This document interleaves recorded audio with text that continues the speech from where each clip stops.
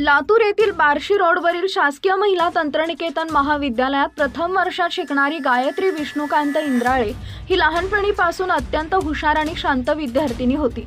गायत्रीचा मंगळवारी दुपारी 2 ते 5 या वेळेत प्रथम सत्रात राहिलेला शेवटचा पेपर असल्यामुळे तिने लिहिण्यासाठी हातात पेन घेतला आणि तिच्यासोबत जो काही भयंकर प्रकार घडला तो ऐकून तुमच्याही अंगावर अक्षरशः काटा येईल।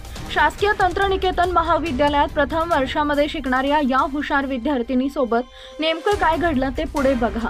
त्या अगोदर तुम्ही आपल्या चॅनलवर नवीन असाल तर चॅनलला सबस्क्राइब जरूर करा, जेणेकरून अशा प्रकारच्या अपडेट्स या तुमच्यापर्यंत पोहोचत राहतील।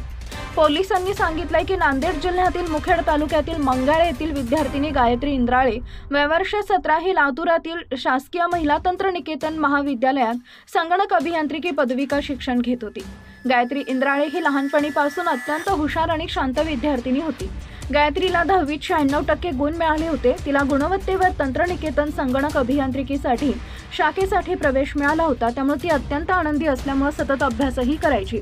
मंगळवारी दुपारी 2 ते 5 या वेळेत प्रथम सत्रात राहिलेला शेवटचा पेपर होता। मात्र गायत्री दुपारी 3 वाजताच वसतिगृहावर दाखल झाली। परीक्षा सुरू असल्याने इतर सोबतच्या मुली परीक्षा हॉलमध्येच होत्या।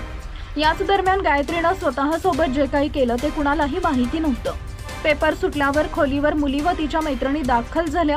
त्यांनी दार वाजवले, आतून काहीच प्रतिसाद मिळाला नाही। खिडकीतून डोकावली असता गायत्री गळफास घेतलेल्या अवस्थेत दिसली।